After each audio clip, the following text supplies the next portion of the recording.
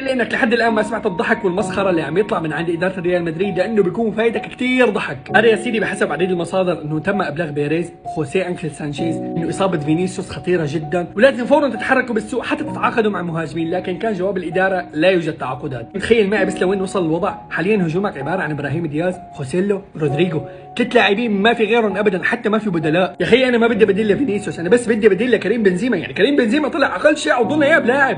لا يوجد تعاقدات. والله العظيم انا ما بعرف الاداره وانشيلوتي شو شايفين. يا اخي معقول شايفين شيء نحن مو شايفينه؟ انه مستحيل الوضع اللي عم بصير. طب هل الفريق ما عنده فلوس؟ لا يا سيدي عنده. طب هل الفريق عنده مشاكل؟ لا يا سيدي ما عنده مشاكل واموره تمام التمام. اذا ليش ما عم يتعاقد مع لاعبين؟ والله هذا الجواب انا ما بعرفه. الجواب عن بيريز. هي الملعب على وشك الانتهاء وما عاد تدفعوا فلوس عليه. طيب الفلوس الموجوده بالفريق لمين بدها تروح؟ يعني اذا الفريق ما راح يدعم وما راح ينجب له مهاجمين، بدي افهم انا الفلوس وين بدها تروح؟ يعني معقول كلها تروح لحمامات البرنابيو؟ عندك فينيسيوس حاليا راح يغيب 6 مباريات، مين بده يعوض فينيسيوس؟